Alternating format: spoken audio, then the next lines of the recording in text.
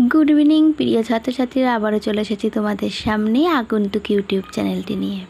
আজকের বিষয় তাপ ও উষ্ণতা বলতে কী বোঝো, সিজিএস পদ্ধতি ও এপিএস পদ্ধতি ও এসআইতে তাপ ও উষ্ণতার এককগুলি লেখো।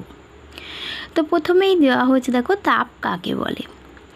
তাপ হলো এক প্রকার শক্তি যা গ্রহণ করলে বস্তু উত্তপ্ত হয় এবং বর্জন করলে বস্তু সাধারণত ঠান্ডা হয়।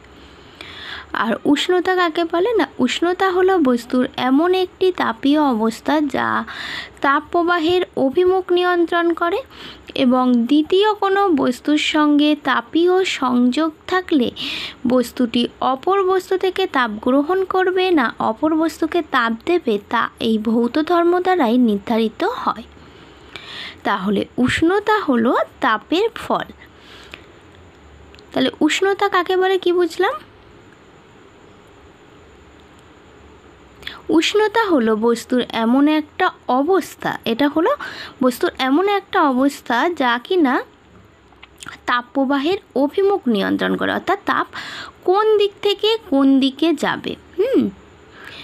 তা দুটো পাশাপাশি বস্তু থাকলে কোন বস্তু থেকে কোন বস্তুতে তাপ গৃহীত হবে ও কোনটায় তাপ বর্জন করবে সেটা নির্ভর করে এই বস্তুর উষ্ণতার উপর।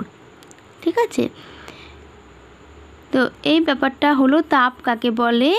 তাপ হলো এক প্রকার শক্তি আর উষ্ণতা হলো বস্তুর একটি তাপীয় অবস্থা। এবার চলে আসি তাপের আর উষ্ণতা সিজিএস পদ্ধতিতে একক কি না, সিজিএস পদ্ধতিতে তাপের একক ক্যালোরি আর উষ্ণতার একক সেন্টিগ্রেড বা সেলসিয়াস। আর এপিএস পদ্ধতিতে তাপের একক ব্রিটিশ থার্মাল ও উষ্ণতার একক ফারেনহাইট। এসআই পদ্ধতিতে তাপের একক জুল আর উষ্ণতার একক কেলভিন।